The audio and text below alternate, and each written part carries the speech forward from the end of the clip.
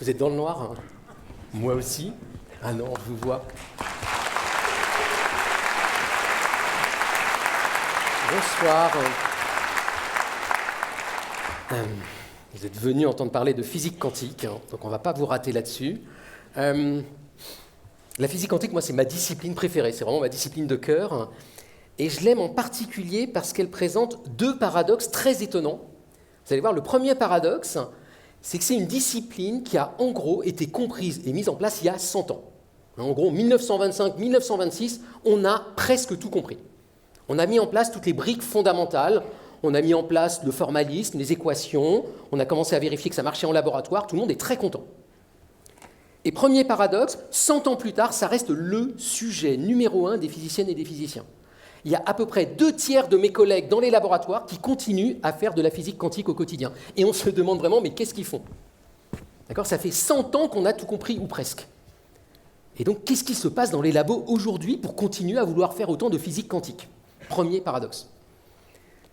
Le deuxième paradoxe, alors encore plus troublant, ça fait 100 ans qu'on l'a comprise, ça fait 100 ans qu'on l'a formalisée, et ça fait 100 ans d'ailleurs qu'on l'enseigne, et moi je l'ai enseigné à beaucoup d'élèves dans ma vie, et 100 ans après, on n'arrive toujours pas à l'expliquer au grand public.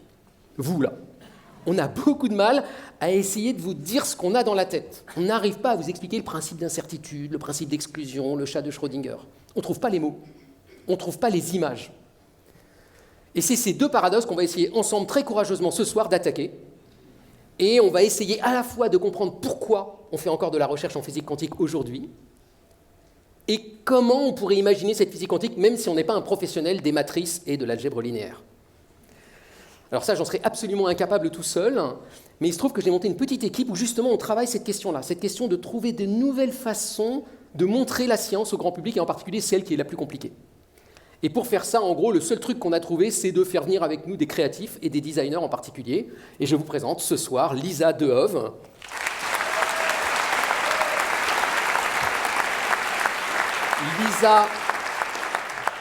Lisa est designeuse, et Lisa est arrivée il y a quelques mois dans l'équipe, et je lui ai dit, on va relever ensemble le défi de la physique quantique. Elle m'a dit, oui, pourquoi pas. Alors elle m'a dit, moi, j'ai pas beaucoup d'idées, mais j'ai emmené un truc avec moi qui pourrait être marrant. J'ai emmené avec moi un rétroprojecteur. Alors là, j'arrive pas bien à vous voir, mais en gros, toute personne de moins de 40-50 ans n'a aucune idée normalement de ce qu'est un rétroprojecteur. Donc la salle se divise en deux. Moi, je fais partie du clan des vieux. Moi, j'ai passé ma thèse sur un rétroprojecteur pour vous dire mon âge. Alors, je vais essayer de vous expliquer rapidement, pour les plus jeunes d'entre vous, ce qu'est un rétroprojecteur. Donc, un rétroprojecteur, c'est facile. C'est un objet assez merveilleux, zéro numérique. Il a été inventé en 1853. Donc, c'est un vieux truc. On envoie de la lumière. Voilà. Et la lumière tape sur un miroir. Puis ça remonte. Et il y a un deuxième miroir. Et donc, si on relève le deuxième miroir... Incroyable, non? Ça projette l'image. C'est un projecteur. Et donc après, il suffit de faire n'importe quoi ici en ombre chinoise, on le verra projeté. Bon, alors quand Lisa m'a dit ça, je me suis dit, oulala, qu'est-ce qu'on va pouvoir faire? Alors là, c'est une bonne manière de voir ce que c'est qu'un rétroprojecteur en vrai. Vous avez ici un collègue, Martin Rees, qui est un merveilleux astrophysicien anglais, et qui est en train de faire un séminaire à des collègues. Clairement, on est dans les années 80, si vous regardez les tenues. Alors comment ça marche? Vous voyez, il doit mettre sur son rétroprojecteur un petit transparent, et le transparent va se projeter sur l'écran. Donc là, vous voyez un rétroprojecteur, expliquer un rétroprojecteur. Inception. Et c'est ça qu'on va essayer de faire ce soir. Alors rassurez-vous, on ne va pas l'utiliser comme moi je l'utilisais quand j'étais plus jeune, c'est-à-dire avec des transparents très ennuyeux les uns après les autres, et ce qu'on fait maintenant avec le PowerPoint. En fait, très vite, Lisa s'est dit comment est-ce qu'on pourrait s'emparer de cet objet-là et le torturer pour lui faire parler de physique quantique. Et c'est ça qu'on va essayer ensemble ce soir. Alors, on essaye? D'accord?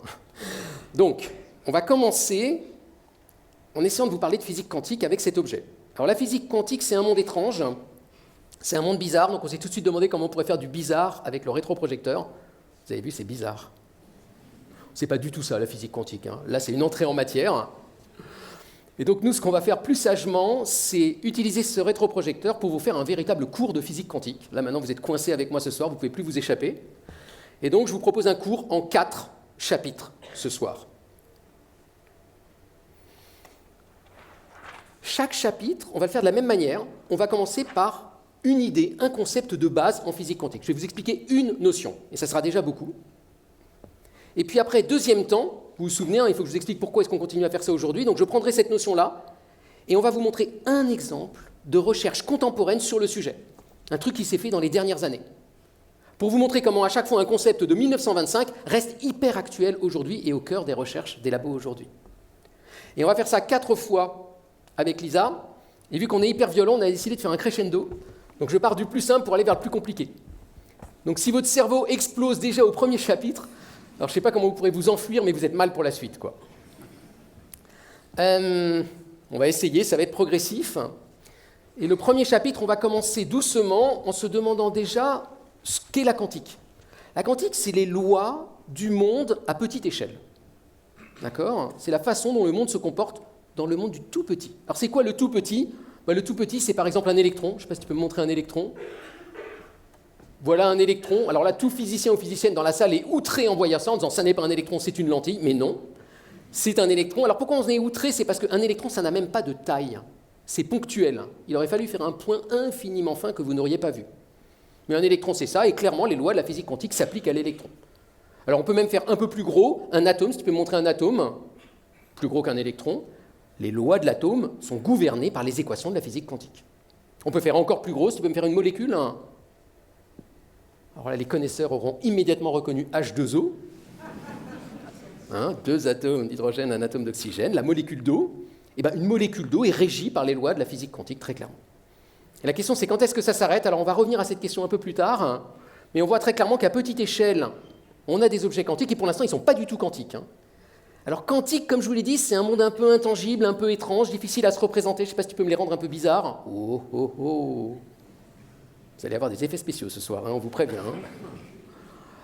Alors, il faut rentrer un peu dans le détail. Là, clairement, ce n'est pas du tout quantique, c'est juste que tu as fait un joli flou. La physique quantique, ce qu'elle vous dit, c'est que si vous regardez un de ces objets, on va prendre un électron par exemple, d'accord ? Vous vous souvenez, le petit électron ici. En fait, en physique quantique, l'électron, il n'est pas ponctuel comme ça. Je vous ai un petit peu menti. En fait, on appelle ça une fonction d'onde, une espèce de nuage quantique. Alors, tu peux essayer de me faire un nuage quantique. Alors, c'est pas du tout ça. Alors, ça me plaît pas du tout ça, parce qu'on a l'impression qu'il suit des trajectoires, vous voyez, qu'il fait une espèce de truc comme ça. C'est pas ça, l'électron, il est partout à la fois dans son nuage. Tu peux pas me le faire un peu plus flou ? Ah, ouais, là, c'est un peu mieux. Vous voyez, il occupe tout un territoire à la fois, cet électron. Et là, on se dit, mais non, il est ponctuel. Alors, il suffit pour ça de le mesurer. Donc, attention, à 3, je vais mesurer l'électron. 1, 2, 3. Le nuage s'est soudain réduit en un point. J'arrête de le mesurer. Il redevient nuage. Et je vais le remesurer. Regardez bien ce qui va se passer. À 3. 1, 2, 3. Il s'est à nouveau réduit. Et je ne sais pas si vous avez remarqué, mais il s'est réduit à un autre endroit. On réessaye pour être sûr. 1, 2, j'arrive. 3. La physique quantique vous dit que n'importe quelle particule, n'importe quel atome, n'importe quelle molécule, n'importe quel objet occupe, tant qu'on le laisse tranquille, une espèce de nuage quantique. Et c'est seulement quand on va le mesurer qu'il va soudain se réduire en un point. Et il a l'air de tirer au sort où il se réduit en plus. Alors il tire au sort, mais il reste dans son nuage. Et donc nous, on va parler d'un nuage de probabilité. Vous voyez, on dit de façon élégante, en gros, qu'il est partout à la fois, tant qu'on ne le mesure pas. C'est pas qu'il va vite, c'est qu'il est partout à la fois. Et quand on le mesure, il se réduit soudainement, au hasard, quelque part dans le nuage. C'était mon premier concept de la soirée. Alors, je vous ai promis à chaque concept de vous montrer une expérience récente. Alors, on peut dire, qu'est-ce qu'il y a de récent à faire là-dessus ? C'est bon, on a compris la fonction de... Alors, on l'a comprise, mais on ne l'avait jamais mesurée. Puisqu'à chaque fois qu'on la mesure, ça redevient un point. Donc, on faisait confiance à nos calculs. Et depuis 100 ans, aucun problème. Nous, on sait vous calculer des fonctions d'onde à n'en plus pouvoir. On sait vous dire la forme qu'elles ont, leur taille, leur forme, rien. Mais à la fin, quand on les mesure, on ne les voit pas. Eh bien, pour la première fois, il y a 1 ou 2 ans, des chercheurs et des chercheuses ont réussi à en voir une. Et c'est l'article qu'on va vous montrer maintenant. Oh là, ça rigole pas, là. Donc ça, c'est du vrai article de recherche. Nature Physics. On a une bande d'Allemands. On a une équation incompréhensible ici. Une dizaine d'auteurs. Très, très bon journal. Et dans cet article, ils racontent une découverte qu'ils ont faite dans un lieu tout à fait particulier qui est un synchrotron.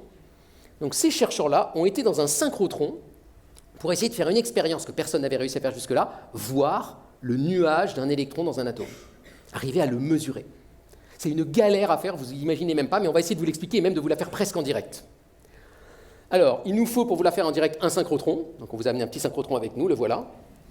pour ceux et celles qui ne savent pas ce que c'est qu'un synchrotron, on en a un, nous, par exemple, sur le plateau de Saclay, il s'appelle Soleil. Vous imaginez un anneau de 200-300 mètres de diamètre, dans lequel vous allez faire circuler de la lumière que vous allez créer avec des électrons, et vous allez créer une lumière ultra puissante qui va rayonner le long de cet anneau, selon une vingtaine de lignes. Donc vous avez une vingtaine de rayons de lumière, littéralement, qui sortent de l'anneau. Il ne faut pas être sur le passage de la lumière, elle est ultra puissante. Et vous allez mettre votre labo, par contre, sur le passage de la lumière. Donc vous mettez bien dans l'axe de la lumière vous arrive dessus, vous mettez l'échantillon que vous voulez et vous faites une mesure. Alors là-bas, il y a des chimistes, des physiciens, des archéologues, des gens des matériaux. Et en particulier, il y a cette équipe d'Allemands qui se dit « Nous, on va regarder du nickel, un bout d'oxyde de nickel, très banal. » Donc ils mettent leur bout d'oxyde de nickel et ils vont envoyer dessus des rayons X. Alors tu peux m'envoyer des rayons X, ça y est, ils arrivent, très puissants. Alors là, il faut sortir de la pièce quand ça a lieu, c'est ultra radioactif. Et au milieu de la pièce, vous vous souvenez, ils ont mis un petit échantillon d'oxyde de nickel. Alors tu peux mettre un échantillon d'oxyde de nickel. Évidemment, l'échantillon d'oxyde de nickel, en recevant les rayons X, ça va l'exciter dans tous les sens. Ça y est, là, il est excité, vous le voyez excité. Et en étant excité, les électrons qui sont au cœur de cet atome, on appelle ça même les électrons de cœur, vont se mettre à partir dans tous les sens vers les bords de l'atome. Et ça va recracher des rayons X partout dans la pièce. Je ne sais pas si tu peux me faire les... Ah bah voilà. Vous les voyez repartir les rayons X partout dans la pièce. Et là, à ce moment-là, votre jeu, ça va être de détecter où ils arrivent. Je ne sais pas si tu peux me détecter des rayons X. Détecteur, on ne voit pas du tout le détecteur, où il est. Ah, il est là. Vous le voyez? Il est en train d'attraper les rayons X. Et alors là, l'enjeu, ce n'est pas seulement de les attraper, c'est de les attraper, mais de voir où vous les attrapez. Alors dans la vraie vie, moi j'ai été visiter l'expérience, c'est pas du tout un joli détecteur comme ça, c'est une espèce de grue, avec un bras comme ça, armé, qui se balade dans toute la pièce pour rattraper les rayons X, vraiment comme au baseball. D'accord? Ils font ça pendant des heures, donc voilà, il y a le faisceau qui arrive, eux ils sont dehors à attendre que ça se finisse, et puis il y a la grue qui rattrape les rayons X. Et une fois qu'elle a fait ça, elle est capable de se dire, tiens, ce rayon X, il arrive à tel endroit, avec telle énergie, ça veut dire que l'électron devait avoir telle forme. Vous voyez, on reconstitue un peu comme une sorte de Sherlock quantique, la forme de l'électron, à partir juste de ce qui recrache. Et en faisant ça, péniblement, longtemps, mesurant, moyennant, pendant des années, ils arrivent finalement à, attention, vous allez voir pour la première fois, le premier nuage quantique jamais mesuré dans l'histoire. Vous êtes prêts psychologiquement? Oh, je le fais à votre place parce que je ne vous sens pas ému. Alors ce que vous voyez est à la fois affreux et magnifique. C'est affreux parce qu'il y a genre 5 pauvres points noirs, ça n'a pas du tout la tête du beau nuage quantique qu'on vous a montré tout à l'heure. C'est même un trèfle à 4 feuilles, on ne comprend vraiment pas ce que c'est que ce truc.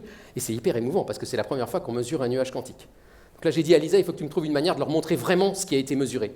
Donc Lisa va vous montrer ce qui a vraiment été mesuré en fait. C'est beau, non? En fait, là, vous avez sous les yeux le nuage et sa forme, la forme du nuage quantique d'un électron dans un atome de nickel. Les plus experts d'entre vous auront reconnu peut-être une orbitale dx2-y2 ou dz2-r2. C'est exactement ce que prévoyait le calcul. C'est à 3 dimensions, et vous voyez que c'est un peu flou, un peu éthéré, et on réussit à voir les bords du nuage. Et ils voient exactement la forme à laquelle on s'attendait. Et là, on se dit tout ça pour ça, et on a attendu 100 ans, on a fait tous les calculs, et ouais, c'est ce qu'on avait pensé. C'est toujours agréable quand même de vérifier, à un moment donné, que ce qu'on avait prévu est bon. Mais eux, ils ne font pas ça pour ça. Eux, ils font ça parce que en observant ces atomes-là, en observant leur forme, comment les électrons sont répartis dans ces différentes formes, on va comprendre les propriétés de la matière. On va comprendre par exemple pourquoi elle est conductrice, ou isolante, magnétique, ou supraconductrice. Et en fait, toute la physique de la matière, en ce moment, est en train d'évoluer en se disant, en comprenant très finement la forme des électrons et la façon dont ils se comportent, on va pouvoir comprendre et même contrôler la matière. Et donc on a là un des sujets de recherche les plus modernes, à mon avis, qui est d'aller comprendre, vous voyez, la physique quantique des électrons au cœur d'un petit bout d'oxyde de nickel que vous pourriez tenir dans le creux de votre main, pour finalement comprendre pourquoi cet oxyde de nickel se comporte comme ça et pas autrement. C'était mon premier chapitre. Donc là, il y en a qui se disent « mais j'ai rien compris » et ça n'avait qu'empirer. Mais ça, je ne vous ai pas pris en défaut. Deuxième chapitre, donc là, on avait pris un atome ou un électron, on l'avait laissé calme et on avait regardé sa tête. Maintenant, ce qu'on va faire, c'est lui donner des petits coups. On va un petit peu l'exciter. D'accord? Alors ça, les physiciens, ils adorent faire ça. À chaque fois qu'on ne comprend pas quelque chose, on fout un coup de pied dedans. En gros, c'est la technique du physicien numéro 1. Moi, j'ai passé 20 ans de ma vie à faire ça en laboratoire. Alors, on parle d'excitation, puis on dit, on va tester la susceptibilité, pour voir s'il est susceptible. Ça veut vraiment dire ce que ça veut dire, quoi. On regarde et on voit, ah ouais, est-ce que... Voilà. Bon. Donc, la technique, en général, d'un physicien ou d'une physicienne pour comprendre la matière, c'est de l'exciter et de voir comment elle réagit. Et donc, avec un atome, c'est assez facile. Vous pouvez, par exemple, lui balancer de la lumière, un petit rayon laser. Vous pouvez lui balancer de l'électricité. Vous pouvez essayer de le refroidir, de le réchauffer, de lui donner un petit coup, de lui mettre de la gravité. Et à chaque fois, regardez comment il va réagir. Et là, vous allez voir, on a une grande surprise. Ça a été un truc qui a bouleversé les physiciens quand ils l'ont découvert dans les années 1920, il y a 100 ans, et qui va peut-être vous bouleverser, vous, ce soir, 100 ans après. On va essayer de vous montrer comment réagit un atome, par exemple, quand on lui balance de la lumière. Alors ça, c'est un problème que se posaient les physiciens et les chimistes depuis bien avant la physique quantique, mais c'est la physique quantique qui a permis de comprendre en fait ce qui se passait. Et on va essayer de vous le montrer en direct avec Lisa. Alors là, c'est le moment où il faut que je dessine tableau noir. Alors les physiciens, à chaque fois qu'ils parlent d'excitation, ils parlent d'énergie et ils adorent vous faire une échelle comme ça en écrivant E comme énergie parce que ça fait classe. Et puis ils vous dessinent des sortes de niveaux comme ça, niveau d'énergie. Pour l'instant, j'ai rien expliqué. Et donc, ce qu'on va faire, c'est on va prendre un atome et le laisser tout calme et regarder quelle est son énergie. Donc, je peux mettre un atome tout calme. Oh, il est tout calme. Tout calme, ça veut dire qu'en fait, il est en bas. Il est au rez-de-chaussée, il est peinard, il est bien, il est au repos. D'accord ? Et à 3, on va l'exciter, par exemple, avec un rayon laser. 1, 2, 3. Oh, vous réagissez pas beaucoup, alors que vraiment, incroyable, quoi. On va vous le refaire pour voir si vous avez un. 1, 2, 3. Oh, ah bah. Ce que vous voyez est réellement étonnant. Vous n'en avez pas encore conscience, je le sens bien. C'est réellement étonnant parce que vous êtes en train de voir un atome qui saute soudainement du rez-de-chaussée au premier étage. Et ça, c'est pas possible. Essayez de prendre un ascenseur, vous allez voir, ça ne marche pas. Prenez un escalier, ça ne marche pas. On monte petit à petit. La physique, c'est le monde du continu. Si je lâche une pomme, elle descend délicatement jusqu'au sol. Et là, on a l'impression qu'on a une pomme qui passe de là, poum, au sol directement, qui se téléporte. On parle de saut quantique. Alors pour vous en convaincre, on va le refaire une troisième fois. On va laisser se calmer l'atome. Donc maintenant, je calme tout, j'arrête mon laser. 1, 2, 3. Vous êtes sympa. Bon, allez, on s'en fait encore un. On le recalme à nouveau. 1, 2, 3. Il est redescendu dans son état fondamental. C'est comme ça qu'on appelle ça, l'état fondamental. Et donc là, on a une prédiction de la physique quantique très troublante qui est qu'un atome, quand vous l'excitez, il subit des sauts discontinus. Pang, pang, pang. Totalement instantanés. Des sauts quantiques. C'était vraiment troublant pour les physiciens à l'époque. Il y en a plusieurs qui n'y croyaient pas. Schrödinger, par exemple, qui n'était pas le moins bon d'entre eux, disait « c'est pas possible cette histoire de saut quantique. En plus, ils ont l'air de sauter aléatoirement, j'y comprends rien. » On l'a mesuré depuis en laboratoire, ça marche merveilleusement et c'est vraiment ça qui se passe. C'est des sauts instantanés. Et ça va permettre de faire de la physique. Alors, en particulier, on va essayer de vous montrer déjà sur un atome quelle tête ça pourrait avoir. Donc, tu peux mettre un atome au repos, tout calme, dans son état fondamental. Vous l'avez reconnu, le petit nuage de tout à l'heure. Et à 3, on va l'exciter. 1, 2, 3. Excité. Vous avez remarqué, quand il est excité, il est plus gros. Souvent, l'atome est tout calme, tout petit, puis quand il s'excite, pouf. Mais à nouveau, moi, avec mes mains, je triche. Je ne devrais pas faire ça. Je devrais instantanément mettre mes mains là, vous voyez. On va le calmer à nouveau. 1, 2, 3. Et là aussi, Lisa, il faut qu'elle aille bien plus vite que ça. Il faut que tu ailles bien plus vite, Lisa. On le réexcite à nouveau. 1, 2, 3. Ah, pas mal, pas mal. Presque un saut quantique, là. Sauf si vous avez un truc pour ralentir, mais on y est presque. Ces sauts quantiques, sur ces niveaux d'énergie, ces espèces d'escaliers, ils ont une autre propriété dont je ne vous ai pas parlé, c'est qu'ils dépendent de l'atome que vous regardez. Si vous regardez, par exemple, un atome... Alors là, tu m'as mis des atomes d'hydrogène et de carbone, à l'évidence. Donc à gauche de l'hydrogène. Et que vous prenez un gaz d'atomes d'hydrogène et que vous l'excitez, que vous mesurez les niveaux, vous allez voir ça. Plein d'atomes d'hydrogène qui se mettent tous sur leur niveau quantique. Vous reconnaissez l'escalier ? Si vous faites la même chose avec un gaz d'atomes de carbone, par exemple, c'est à peu près pareil, sauf que c'est du riz, il est sur ces niveaux. Mais vous remarquez tout de suite que les niveaux ne sont pas au même endroit. En fait, les niveaux dépendent de l'atome que vous regardez. Donc vous venez d'inventer une carte d'identité quantique. Une façon de distinguer les atomes de carbone et d'hydrogène, même s'ils sont transparents, invisibles. Prenez du gaz, vous regardez les niveaux et vous savez dire si c'est du carbone ou de l'hydrogène. Vous venez d'inventer la spectroscopie. La spectroscopie, c'est l'art d'utiliser les spectres, les niveaux d'énergie, pour identifier ce qu'il y a dans la matière que vous regardez. Et ça a permis de faire des découvertes incroyables. C'est un des outils les plus utilisés, par exemple, en chimie ou en physique. Mais, comme toujours, on va vous parler, nous, d'une découverte toute récente, faite grâce à la spectroscopie. Mais pour ça, la seule fois dans cette conférence, je vais avoir besoin de faire un flashback, et un flashback très très violent. On va repartir longtemps en arrière, en 1863. Alors là, ça n'a pas de sens, parce que 1863, je vous rappelle qu'on n'a même pas deviné que la physique quantique existait. Ça commence à peu près en 1900, et en 1925, on a tout compris. 1863, on est dans une naïveté complète, on n'imagine même pas que la matière est faite d'atomes, sauf les chimistes. Et donc, 1863, se passe un événement très important en Inde, à Guntur. On est en avril 1863, et au cas où vous ne le sauriez pas, en Inde, en avril 1863, il y a une éclipse solaire. Très belle éclipse solaire. Si vous n'avez jamais assisté à une éclipse solaire totale, c'est un truc bouleversant. Soudain, il fait froid, il fait nuit, les animaux s'excitent. Et là, à Guntur, en Inde, en 1863, il y a un Français qui est là. Ce Français s'appelle Jules Janssen. Je vous présente Jules. Jules est là, pas du tout pour la physique quantique, je vous rappelle qu'elle n'existe pas encore, il est là pour observer le Soleil. Alors ça peut sembler complètement débile. Aller au moment d'une éclipse pour observer le Soleil, on se dit, mais non, justement, c'est le moment le pire pour ça. Alors en fait, c'est le moment le plus astucieux, regardez, à cause de ça. C'est-à-dire que quand vous regardez un Soleil à l'époque avec un télescope, ça aveugle votre télescope. Mais au moment de l'éclipse, le télescope n'est plus aveuglé et on voit la couronne. Et donc c'est le moment idéal pour mesurer le spectre du Soleil. Il se dit, je vais regarder les niveaux du Soleil, même s'il n'a aucune idée de à quoi sont dus ces niveaux. Il va regarder la carte d'identité du Soleil. Et en faisant ça, il mesure ça, des niveaux. Alors là, il faut que vous tourniez votre tête comme ça pour voir l'escalier de tout à l'heure. Mais c'est plus pratique sur un article de les mettre horizontaux que verticaux. D'accord ? Mais c'est les mêmes que tout à l'heure, c'est mes paliers d'escalier. Et il reconnaît plein d'atomes, par exemple l'hydrogène. Mais au milieu, vous l'avez vu là, il y a une règle complètement anormale. Elle est à 587 nanomètres. Et celle-là, on ne l'a jamais vue nulle part sur Terre. Et Jules Janssen ne comprend pas. Et 2 jours plus tard, ça va très vite, en Angleterre, un autre physicien, Lockyer, qui n'a pas l'air de rigoler tous les jours, Lockyer, lui, comprend ce qui se passe. Lockyer franchit le pas et dit, si on a vu une raie en plus en regardant le spectre du Soleil, c'est qu'il y a un atome qu'on ne connaît pas qui est dans le Soleil. On a découvert un nouvel atome.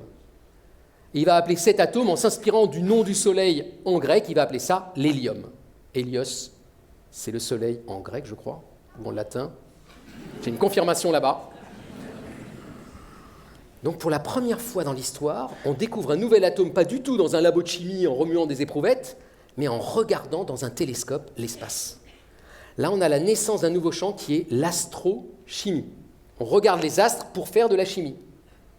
Alors, quelques années après, en fait, un Écossais qui s'appelle Ramsay, on vous montre Ramsay, un peu plus décontracté, mais pas tant que ça, lui, il va carrément découvrir qu'en fait, on avait de l'hélium sous nos pieds sans s'en rendre compte depuis toujours. Alors, pourquoi est-ce qu'on s'en était jamais rendu compte et qu'on ne l'avait pas repéré, l'hélium, sur Terre ? C'est parce que dès qu'on récupère de l'hélium de la Terre, eh ben, il s'envole. Vous savez, les ballons d'hélium là, qui s'envolent ? C'est pareil avec l'hélium. Donc vous êtes dans votre labo à chercher des atomes, mais l'atome d'hélium, il s'est déjà envolé dans les airs. Mais en fait, en récupérant des roches dans certaines mines de gaz notamment, et en les distillant et en les gardant dans un environnement refermé, il arrive, 30 ans après, à repérer qu'effectivement l'atome d'hélium existait sur Terre, c'est juste qu'il était rare et qu'il était léger. Et c'est pour ça qu'on l'avait raté. Et pour l'instant, vous avez vu, la physique quantique, c'est juste une façon de repérer l'atome d'hélium. Et maintenant, on vous propose une recherche plus récente, exactement la même recherche, par des astrochimistes. Cette fois-ci, c'est une équipe internationale. En premier nom, on a Olivier Bernet, qui est un astrophysicien de Toulouse. On a aussi des gens de mon université et de l'IAS, tu ne vas jamais repérer où ils sont, qui sont tous mis ensemble pour faire exactement la même chose que Lockyer et Janssen à l'époque. Ils vont regarder l'espace et faire des spectres. Sauf qu'eux ne vont pas regarder le Soleil, parce que ça y est, maintenant on le connaît bien, le Soleil. Eux vont aller regarder bien, bien plus loin. Ils vont aller regarder un proto-disque, ou un disque protoplanétaire, dans la nébuleuse d'Orion. Alors je vous propose un petit voyage où, ensemble, on va aller se balader à Orion. Hervé, si tu peux me faire le noir. Tu vois encore quelque chose, Lisa ? Bienvenue dans la nébuleuse d'Orion. On est à plus de 1300 années-lumière de la Terre. On est très loin, il faut que vous imaginiez une espèce de nuage de gaz géant, monstrueux, 20 000 fois le système solaire. Et dans ce nuage de gaz, les chercheurs et les chercheuses vont regarder un endroit tout à fait particulier, qui est vers le milieu. Je ne sais pas si tu peux me l'isoler, Lisa. Et pour le regarder, ils vont utiliser le meilleur télescope qui existe sur Terre. En fait, il n'est pas sur Terre, il est dans l'espace, le James Webb Télescope. Et ils vont demander au James Webb Télescope d'aller regarder cet endroit en particulier. Pourquoi ? Parce que cet endroit-là en particulier est en train de naître un système solaire. En assistant direct à la naissance d'un bébé système solaire, comme nous il y a 4 milliards d'années. Et ils vont le regarder, en particulier, ils vont regarder dans les rayons infrarouges, parce que c'est là, en réalité, qu'ils vont pouvoir mesurer les marches d'escalier comme d'habitude. Et ce qu'ils essayent de savoir, c'est est-ce qu'il y a de l'hydrogène, est-ce qu'il y a de l'hélium, est-ce qu'il y a du carbone à cet endroit-là, parce qu'ils sont en train de faire une sorte d'archéologie spatiale de comment on est quand on est né, nous, système solaire, qu'est-ce qu'il y avait dans notre système solaire, parce qu'ils regardent la même chose, mais à distance. Et ils vont mesurer un spectre ça maintenant on a compris le truc, hein, marche d'escalier, qui a cette tête-là. Si tu peux me remettre la lumière, Hervé? C'est incroyable le théâtre. Hein. Vous le reconnaissez, hein, évidemment, si vous le mettez comme ça, vous avez votre escalier tout à l'heure. Alors là, il est bien plus compliqué, l'escalier. Hein. C'est plus 2 ou 3 marches, hein, c'est des dizaines de marches. La raison à ça, c'est qu'ils ne sont pas en train de voir un atome ici, ils sont en train de voir une molécule. Et une molécule a bien plus de niveaux d'excitation possible qu'un atome. Mais vu qu'ils sont super forts, ils font plein de simulations, plein de calculs, et ils identifient immédiatement la carte d'identité de cette molécule. Cette molécule, vous ne l'avez peut-être pas reconnue, c'est du CH3+. D'accord? Avant de faire l'exposé, je ne savais même pas que ça existait. La molécule de CH3+, à cet endroit-là, c'est une vraie surprise pour eux. Parce que c'est un endroit qui est bombardé par des ultraviolets en permanence et où on ne devrait pas permettre aux atomes d'hydrogène et de carbone de s'assembler pour faire du CH3+. Et c'est une découverte formidable parce que le CH3+, c'est un peu la brique élémentaire qui va permettre après de faire des objets plus compliqués, des molécules plus compliquées et peut-être même après la vie. Donc c'est un peu la brique de Lego de base si vous voulez faire quelque chose de plus sophistiqué ensuite et faire des planètes et faire peut-être des végétaux et peut-être après des êtres vivants. Et donc là, on n'est plus du tout dans le champ de la physique quantique, on est dans le champ de l'astrochimie, astrobiologie, astrophysique, où on essaie de comprendre comment on est né, comment est arrivé notre système solaire. Et ce dont on se rend compte, c'est que les molécules responsables du vivant sont arrivées probablement bien plus tôt que ce qu'on avait imaginé au départ. Là, on est au tout début de la naissance de l'étoile, il n'y a pas encore de planète. On est dans un endroit incroyablement chaud et pourtant les molécules tiennent le coup. Et c'est en se servant de la physique quantique des années 30 qu'on est capable de dire ça aujourd'hui, avec évidemment les outils les plus incroyablement modernes. C'est la fin de mon 2e chapitre, on est à la moitié. On a vu un atome tout seul, on a vu sa forme, puis on a vu ce qui se passait quand on l'excitait un petit peu, et qui faisait des sauts soudains sur son escalier. On arrive maintenant au 3e chapitre où on va rentrer alors vraiment dans les pires étrangetés du monde quantique, là où normalement votre cerveau doit logiquement exploser, enfin j'espère. Hein. Puisque dans ce 3e chapitre, on va traiter d'une des notions les plus troublantes de la physique quantique, la superposition d'états quantiques. Dit comme ça semble assez sympathique, assez tranquille. Vous allez voir que c'est bouleversant. Et que ça pose des questions même philosophiques sur la nature de la réalité. Alors avant d'arriver aux questions philosophiques, nous comme toujours, on est très pragmatique avec Lisa, on va vous montrer les choses. Donc on va prendre un atome, tu peux me montrer un atome pas excité, tout calme. Voilà, vous reconnaissez le nuage flou, hein, maintenant on est à l'aise. Et puis on va le regarder excité, à 3, 1, 2, 3, pof, excité. Alors là, on ne vous l'a pas fait plus grand, on vous l'a fait d'une autre couleur pour varier un peu les plaisirs. D'accord ? La couleur est une métaphore, hein, il n'est pas violet ou vert, mais vous comprenez, vert, ça veut dire qu'il est calme, violet, c'est qu'il est excité. Ok, jusque-là ? La physique quantique vous dit, si votre atome est vert ou violet, il va sauter brutalement de l'un à l'autre, ce qu'on a vu tout à l'heure, mais mathématiquement, il peut être dans les 2 états à la fois. Mathématiquement, il peut être dans les 2 états à la fois. Ça veut dire que la physique quantique autorise ça. Et là, c'est Lisa qui a l'air de tourner vite, mais en physique quantique, ça voudrait dire que l'atome serait à la fois excité et pas excité. Alors là, on le fait sur un état d'excitation, on peut aussi le faire sur la position. La physique quantique vous dit, un atome, vous pourriez le mettre là et là à la fois. À la fois, tant que vous ne le mesurez pas. Et là, on se dit, ça n'a juste pas de sens. Ça a été mesuré en laboratoire. Je connais des Californiens, par exemple, à Berkeley, qui ont réussi à mesurer un atome et le même atome à 40 cm de lui-même. D'accord ? Alors on se dit, oui, mais c'est le monde quantique, c'est étrange, on n'y comprend rien et tout et tout. Alors il y a des physiciens et des physiciennes qui se sont dit, c'est quoi la taille limite ? À quel moment donné ce truc s'arrête ? D'accord ? Parce qu'au niveau d'un atome, vu qu'on ne voit pas bien déjà ce que c'est qu'un atome, bon, bah, pourquoi pas qu'il soit dans 2 états à la fois, ça ne nous gêne pas trop. À l'échelle d'un humain, ça serait un petit peu embêtant, quoi. Moi, j'adorerais être là et là à la fois, mais pas possible, d'accord ? Pas possible. Et donc, les physiciens se sont dit, où est la limite ? Et cette question s'est cristallisée en particulier à un moment tout à fait particulier, dans les années 30, milieu des années 30, dans une correspondance entre 2 physiciens d'exception, Erwin Schrödinger et Albert Einstein. Pas les 2 plus mauvais. Et alors, ils s'envoyaient plein de lettres pour discuter des concepts de la quantique, de la réalité, etc., et tout ce que ça voulait dire sur le monde qui nous entoure. Et ils arrivent en particulier à ce concept de superposition d'états, et vraiment, Einstein, il ne comprend pas ce truc. Il dit, mais à notre échelle, c'est juste pas possible. Einstein s'amuse dans une lettre à écrire « Imagine une bombe qui aurait à la fois explosé et pas explosé ». On est fin des années 30, hein, ça commence à barder en Europe. Alors Schrödinger, voulant un peu calmer le jeu, lui répond une lettre en lui disant « Écoute, ta métaphore, elle est pas mal avec les bombes, mais moi je t'en propose une autre. Imaginons que ça soit un chat. » Et on va essayer d'imaginer une expérience un peu paradoxale, expérience de pensée, hein, on n'abîme pas de chat dans l'aventure, hein, où on pourrait arriver à créer, avec cette idée de superposition, un chat à la fois mort et vivant. L'idée de Schrödinger, c'est pas de dire que c'est possible, il sait bien que c'est pas possible. C'est de dire, vous voyez, si moi j'arrive à vous imaginer une expérience qui montre qu'un chat peut être à la fois mort et vivant, ça veut dire qu'il y a un problème avec la physique quantique. Alors, avec Lisa, ce soir, on relève le défi, on va essayer de vous faire l'expérience du chat de Schrödinger en vrai. Et vous montrer qu'en fait, il n'y a aucun problème. Alors, expérience du chat de Schrödinger, donc attention, âme sensible. Hein. On prend un chat, hop, et on l'enferme dans un laboratoire. Et on met du joint pour que ce soit bien étanche et que vraiment il n'y ait pas de respiration possible à l'extérieur. Et dans ce laboratoire, on va rajouter une fiole de poison. Si tu peux mettre la fiole de poison. Ouais, c'est une expérience redoutable. Hein. Donc là, poison mortel dedans, mais ne vous inquiétez pas, la fiole pour l'instant est fermée. Et vous voyez en dessous, on a un outil de mesure dans notre laboratoire dont le job, c'est juste de mesurer un atome. Donc tu peux mettre un atome dans l'outil de mesure. Hein. Voilà. Et l'outil de mesure, il est réglé de façon très simple. S'il voit que l'atome n'est pas excité, vert, il ne fait rien. Et là, c'est plutôt cool pour le chat, tout va bien. Si par contre, il voit que l'atome est dans son état excité, violet, alors là, ce qu'il va faire, c'est qu'il va casser la fiole de poison avec un marteau. Ah, il a un truc qui dit, si tu vois l'atome violet, tu casses la fiole de poison. Et évidemment, vous voyez bien ce qui va se passer. Hein. Le poison se répand dans la pièce. Et oh, le chat est mort. Et Schrödinger écrit à Einstein, qu'est-ce qui se passerait si l'atome était dans les deux états à la fois excité et pas excité? C'est possible mathématiquement. Ben avec cette machine, ça voudrait dire que le chat serait à la fois mort et vivant. Et c'est pas possible, donc il y a un problème, et on ne comprend pas d'où vient le problème. Alors, coup de chance, il y a quelques années, on a résolu le paradoxe du chat de Schrödinger.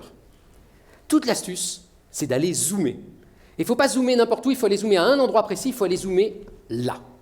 C'est à cet endroit-là précisément que tout va se jouer. Cet endroit-là, c'est quoi? C'est l'endroit où votre appareil mesure l'atome. Donc allons zoomer, allons voir ce qui se passe. Pour mesurer l'atome, qu'est-ce qu'il fait l'appareil? Il s'approche de l'atome, il regarde dans quel état il est. Mais si je zoome, mon appareil, c'est lui aussi plein d'atomes. Donc je ne sais pas si tu peux me faire un zoom sur le bout de l'appareil qui est en train de mesurer l'atome. Donc là, il me met plein d'atomes. Alors vous ne le voyez pas, mais c'est des Smarties, donc à chaque fois, on a envie de les manger. Donc ça, c'est la pointe de l'appareil de mesure. Et face à cet appareil de mesure, vous mettez un atome dans deux états à la fois, hein, vous vous souvenez? Donc tu peux mettre un atome, voilà, là il est superposé dans deux états à la fois, vous le voyez. Pour le mesurer, il va falloir qu'il interagisse avec les atomes en face de lui. Donc il va commencer à aller se frotter aux atomes, et dès qu'il se frotte avec trop d'atomes, hop, il choisit un état. En fait, le fait de se frotter à plein d'atomes va l'obliger à choisir un des états. On va le refaire, il est dans deux états à la fois, pour l'instant tout va bien, maintenant je le mesure, donc il interagit avec tous ces atomes, et hop, en interagissant avec tous les atomes, on le force à choisir son destin. Un état ou l'autre état. Donc vous voyez, quand vous branchez votre outil de mesure pour regarder si l'atome est vert ou violet, immédiatement, ça va le forcer à devenir vert ou violet. Et donc immédiatement, la fiole de poison va être cassée ou pas cassée, mais jamais les deux à la fois. Le fait de mesurer, c'est-à-dire d'utiliser un gros machin, va obliger l'atome à choisir. On parle de décohérence quantique. Et ça, c'est un concept relativement récent qu'on a compris il y a peu de temps. Et ça permet de dire à Schrödinger, finalement, il n'y a pas trop de problème avec le chat. Il ne sera jamais mort et vivant à la fois, pour une raison simple, c'est qu'il est trop gros. Lui aussi, il est fait de plein d'atomes. Toute la pièce est faite de plein d'atomes, il y a trop d'atomes. Et puis il est trop chaud, en plus ça bouge trop, enfin rien ne va, quoi. Et donc là, les physiciens, quand vous leur dites ça, ils répondent tout de suite, ok, mais c'est quoi la taille du chat maximum qui pourrait être à la fois mort et vivant? Alors, la réponse des biologistes, c'est non, on arrête avec le mort et vivant, parce que dès qu'il faut avoir un truc vivant, il faut tellement d'atomes que de toute façon, il arrête d'être quantique. Ça n'a pas de sens de parler de vivant quantique. Par contre, à petite échelle, nous, on n'a rien à dire, parce qu'on est biologiste. Et donc, ça fait 30, 40 ans que les physiciens et les physiciennes s'amusent à essayer de battre le record du monde du plus grand chat de Schrödinger. Et c'est pas un chat, c'est un objet qu'ils essayent de faire de plus en plus gros pour voir s'ils arrivent à chaque fois à le mettre dans deux états à la fois. Parce qu'il n'y a aucune limite théorique. On ne vous dit pas, au-delà d'une certaine taille, le chat devra choisir. On ne sait pas bien où c'est la taille. En fait, toute l'astuce, c'est qu'il va falloir le protéger, cet objet-là. Et donc, on va vous présenter ce soir le record du monde, toute catégorie, du plus gros chat de Schrödinger jamais fait en laboratoire. Alors, c'est un peu décevant quand on voit le titre de l'article, mais quand même, ils vous disent qu'il y a un chat de Schrödinger, et ils vous disent qu'il fait 16 microgrammes. Là, vous dites, ils se fichent du monde, quoi. C'est pas beaucoup, 16 microgrammes. 16 microgrammes, c'est énorme. C'est 10 puissance 17 atomes. C'est 1 et 17 zéros derrière atomes dans un petit sandwich à base d'aluminium et d'azote. Donc, vous imaginez une petite barre métallique, on peut la voir à l'œil nu. Regardez cette photo, je ne sais pas si tu as la photo où on voit l'échantillon. C'est incroyable, ils sont vraiment provocateurs, les chercheurs, donc ils voulaient montrer au bout de leur doigt. Vous voyez le doigt du chercheur? C'est des chercheurs suisses-allemands, et au bout du doigt, espèce de petite pastille métallique, au milieu, on voit un petit truc qui réfléchit, qui a la taille à peu près d'un cheveu, c'est ça leur échantillon. Et ils vous disent dans l'article, on va le mettre dans 2 états à la fois. Alors là, ils ne le mettent pas du tout dans 2 états à la fois, il est juste au bout d'un doigt. Et je le vois avec mes yeux, il n'est pas du tout dans 2 états à la fois. Alors pour le mettre dans 2 états à la fois, il va falloir déjà enlever le doigt. Effet spécial. Oh, on l'a beaucoup travaillé celui-là. Ça ne suffit pas. Quand vous voulez faire de la physique quantique comme ça, vraiment dans des cas très très extrêmes, il va falloir protéger ce que vous faites. Il va falloir le mettre à l'abri de toutes les perturbations possibles. Donc première étape, vous allez vider l'air du laboratoire ou de la zone où il y a l'échantillon. Donc vous faites le vide. Deuxième étape très importante, il va falloir refroidir l'échantillon le plus possible pour qu'il se calme, qu'il soit dans un état fondamental, vous voyez, qu'il ne soit pas excité dans tous les sens. Là, il est très froid, alors eux, ils l'ont refroidi à 10 millikelvin, 10 millièmes de degré du zéro absolu. 10 millièmes de degré du zéro absolu. D'accord ? On est 1000, 10 000, 100 000 fois plus froid que cette pièce. Et puis ça ne suffit pas, en plus, ils font le noir. Ils font le noir parce qu'il ne faut pas qu'il y ait la moindre lumière qui perturbe l'expérience. Donc voilà, on est dans le noir, dans le vide, dans le froid. Et là, ils vont se mettre à exciter leur machin et le truc va se mettre à balancer. C'est une petite balançoire qu'ils ont fabriquée, un peu minable, d'accord ? Et elle balance assez vite. Et soudain, en réglant bien leur dispositif de façon un peu astucieuse, ils vont voir ce qu'on va vous montrer en direct. Regardez bien ce qu'ils vont voir, on va vous montrer la balançoire en direct. Tu me dis quand tu veux que je rallume. Donc là, vous voyez les atomes qui balancent ? Eh bien, ce qu'ils voient, eux, à ce moment-là, c'est ça. Ils balancent et ils balancent en sens inverse. C'est les mêmes atomes qui font ça. Ça n'a pas de sens. Vous imaginez, vous êtes dans le parc, vous avez votre balançoire, vous lui faites faire ça, et en même temps qu'elle fait ça, elle fait l'inverse. C'est ça qu'ils voient littéralement sous leurs yeux dans cette expérience. Et ça sur un objet qui a la taille d'un cheveu. Schrödinger se serait retourné dans sa tombe. Mais ça n'est pas vivant. Et c'est le record actuel. Et c'est déjà très impressionnant. Alors on peut se dire, bon, ok, calmez-vous un peu avec les records, là ça ne sert à rien, c'est bon, on a vu, on ne va pas prolonger. En fait, il y a une course internationale très violente, avec une compétition féroce, sur qui va arriver à encore grossir. Et l'enjeu derrière ça, vous ne savez pas ce que c'est forcément, mais c'est la question peut-être la plus importante de la physique contemporaine, un des plus grands mystères de la physique contemporaine. Est-ce que la gravité, le truc qui me tient au sol là, est-ce que la gravité est quantique ? Et on ne sait pas, et on ne sait même pas comment le mesurer. Et bien ça pourrait être une manière. Regardez, vous voyez cette barre-là, elle crée de la gravité autour d'elle, vu que c'est une masse. Et puis cette barre-là, mais c'est la même, hein, vous avez compris, elle crée de la gravité, mais à côté. Et donc la question, c'est quand vous prenez une barre superposée à elle-même qui fait ça, est-ce que la gravité qu'elle crée autour d'elle est dédoublée aussi ou pas ? Est-ce que la gravité arrive à être quantique également ? Et donc ces expériences de superposition d'états sur des chats de Schrödinger géants, mais qui vous semblent minables, hein, sont actuellement explorées, exploitées et poussées dans leur retranchement pour essayer de répondre à cette question cruciale pour les physiciennes et les physiciens. Est-ce que la gravité est quantique ? Vous ne l'aviez pas vu venir, hein, ça. Hein. On se dit, là, on ne comprend plus rien, là, ça superpose, ça discontinue, ça fait une fonction d'onde, ça se réduit. Mais je vous ai gardé le mieux pour la fin, évidemment. L'effet le plus troublant, toutes catégories confondues, quand on discute avec les physiciens et même avec le grand public, hein, de la physique quantique. Jusqu'à présent, vous avez remarqué qu'à chaque fois, je parle d'un atome, d'un électron, d'une barre. Donc je traite un seul objet quantique et c'est déjà bien compliqué. Mais là, pour ce dernier chapitre, on va essayer de regarder 2 objets quantiques à la fois. Puis on va compliquer encore le truc. On va faire vraiment le sommet du sommet parce que vous êtes en forme. Enfin, je ne vous vois pas bien, donc je ne sais pas si vous êtes en forme. Ces 2 objets quantiques, on va aussi les mettre chacun dans 2 états à la fois. Vous me suivez ? Vous vous souvenez, un objet peut être quantique dans 2 états à la fois. Là, on va en mettre 2 dans 2 états à la fois. Et on va essayer de les intriquer. Et donc, on va essayer de vous montrer avec Lisa ce que c'est que l'intrication quantique. Alors là, je dois intervenir et je suis très mauvais en général. Je te laisse commencer. Donc, vous avez compris, on va prendre un atome. Alors maintenant, vous avez vraiment l'habitude, ou un photon, ou un électron, ce que vous avez envie. État fondamental, état excité. Et là, moi, je vais te demander de le mettre dans les 2 états à la fois. Il est à la fois fondamental et excité. Et moi, je vais faire pareil avec cet objet-là. Donc, je viens à côté de toi, tu me laisses un tout petit peu de place. Et j'essaie de faire aussi bien que toi. Et moi, j'ai un deuxième électron, ou photon, ou atome, ce que vous avez envie, dans 2 états à la fois. Et jusqu'à présent, ce n'est pas très intéressant. Mais maintenant, ce qu'on va faire, c'est qu'on va les faire s'embrasser. c'est un peu romantique là, vous avez une romance quantique en direct, vous les frottez l'un à l'autre, ils interagissent.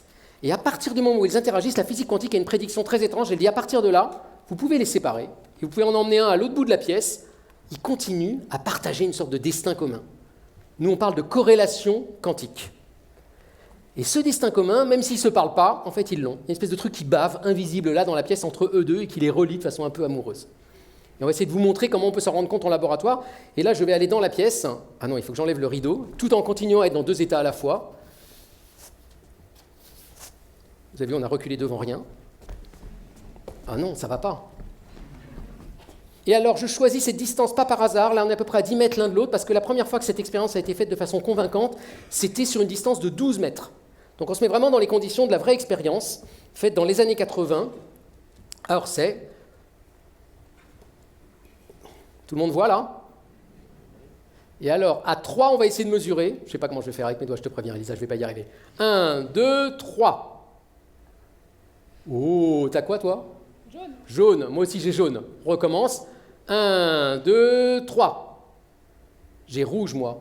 Rouge aussi. Po, po, po. On réessaye pour voir si c'était un hasard. 1, 2, 3. Vous avez vu comme on est fort, hein? Beaucoup d'heures de répétition. Hein. On recommence une dernière fois pour convaincre le public. 1, 2, 3. Oh là là, j'y arrive pas du tout. Jaune. Ce que vous êtes en train de voir, c'est quelque chose de vraiment troublant. Là, on pourrait se dire, mais non, c'est pas troublant, c'est juste qu'ils sont en train de communiquer entre eux, et la particule jaune, elle est en train de dire à l'autre, mets-toi jaune, moi je me mets jaune, et on se met jaune ensemble. Et c'est là où c'est important que je sois à 12 mètres de Lisa. Parce que ça, c'est possible, mais il y a une règle en physique très importante qu'avait prévue Albert Einstein, qui était de dire, rien ne va plus vite que la vitesse de la lumière. Et donc, si c'est vrai qu'elles communiquent entre elles, eh ben, ça doit prendre un petit temps, pas très long, quelques nanosecondes, mais 12 mètres, vous pouvez calculer la vitesse de la lumière, ça va prendre quelques nanosecondes.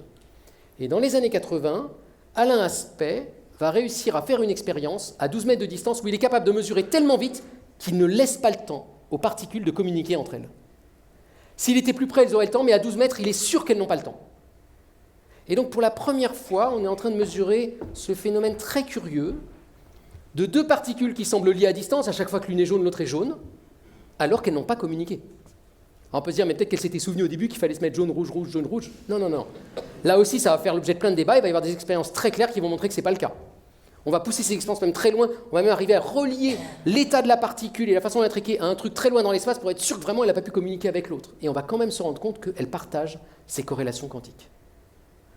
Donc cette intrication vraiment troublante, on va la démontrer dans les années 80, alors elle va être d'autant plus troublante que Albert Einstein avait dit c'est pas possible ce truc, ça n'est pas possible. Donc s'opposer à Albert Einstein c'est toujours un peu compliqué, et c'est ce que vont faire les physiciens expérimentateurs notamment, avec Alain Aspect. Alors là on vous a montré Alain quand il était jeune et qu'il a fait l'expérience avec une magnifique moustache, il a toujours la même magnifique moustache aujourd'hui, et il a en plus un prix Nobel dans la poche qu'il a gagné justement pour ses expériences d'intrication quantique. Alors là on est un peu plus récent, mais c'est quand même il y a 40 ans, hein, c'est quand même du vieux réchauffé, et j'aimerais vous montrer où on en est aujourd'hui. Et donc je vais vous montrer l'expérience qui est pour moi la plus incroyable d'intrication quantique qui ait jamais été faite. Alors cette expérience, elle a été faite il y a très peu de temps, il y a quelques années, et elle a été faite en Chine. Alors au passage, c'est intéressant, la Chine est vraiment apparue dans le champ de la physique, et notamment de la physique quantique, dans les 20 dernières années. Quand moi je faisais ma thèse, il n'y avait aucun article qu'on regardait qui vienne de Chine. Et en 40 ans, ils ont rattrapé leur retard et dépassé tout le monde. C'est très très impressionnant la physique quantique en Chine aujourd'hui. Et notamment, ils ont fait cette expérience absolument hallucinante où ils se sont dit, nous, on va battre le record du monde de l'intrication. Donc vous avez 2 manières de battre le record du monde de l'intrication. Première manière, vous intriquez plein de trucs entre eux et vous essayez d'en intriquer le plus possible. Ça, c'est le jeu des ordinateurs quantiques. Et le record actuellement, c'est 120, 130 par là, quoi.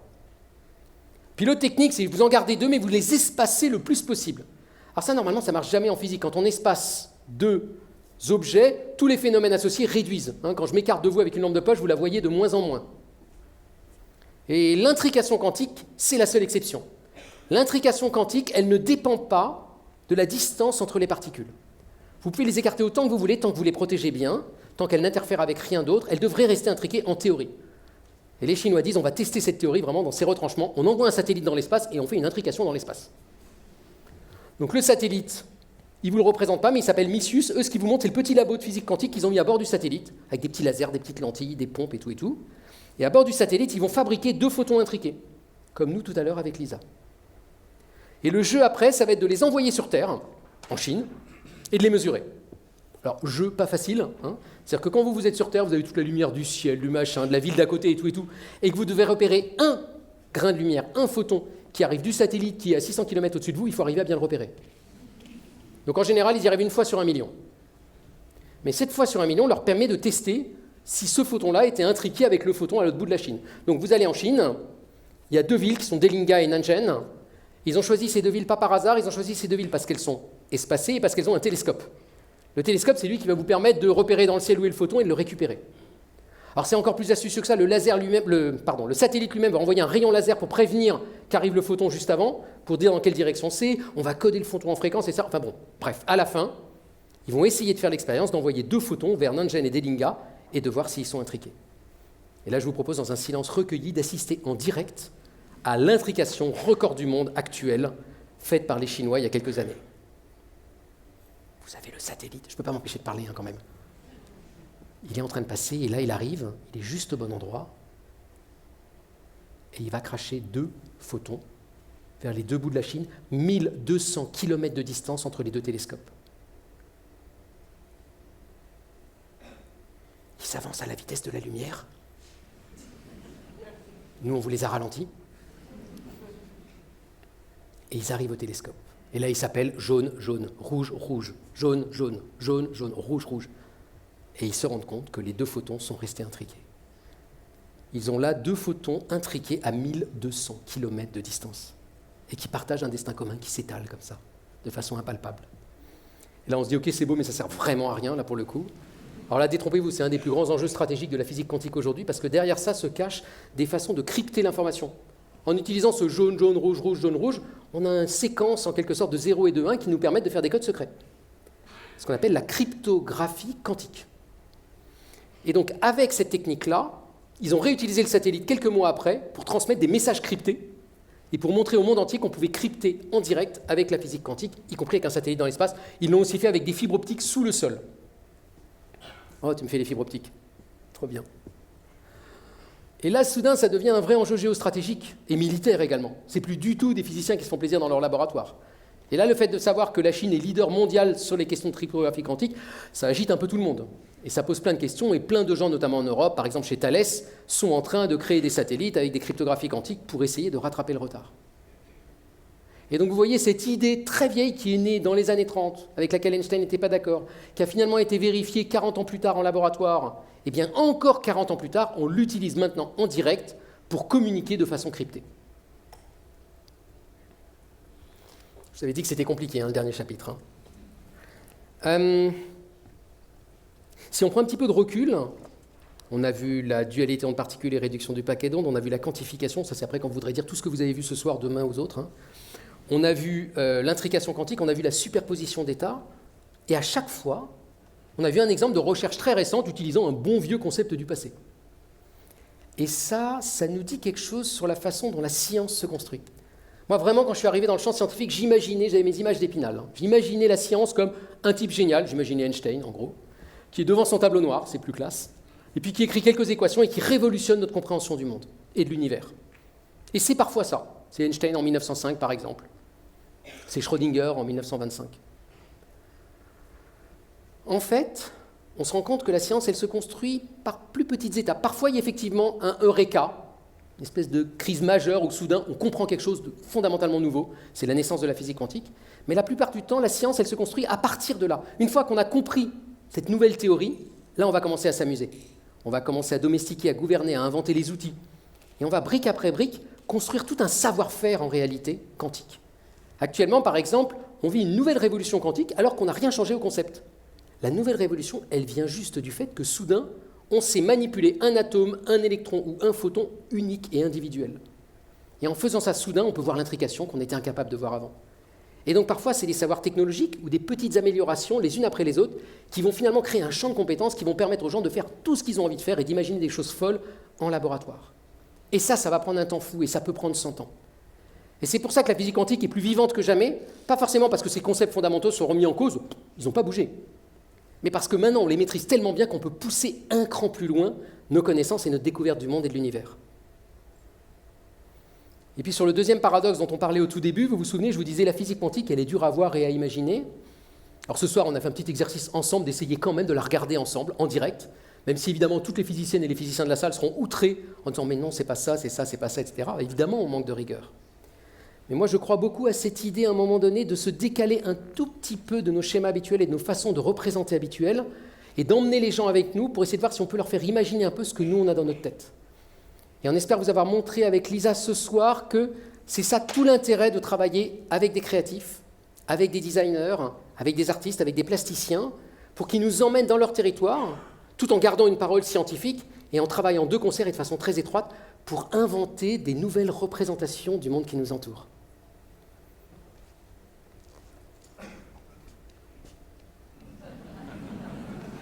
Merci.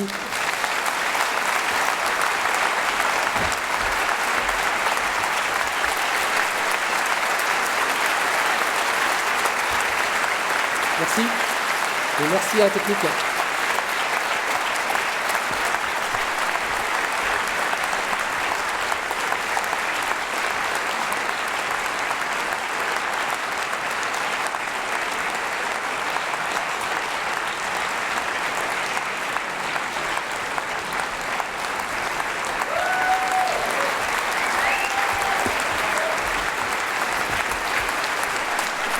Merci.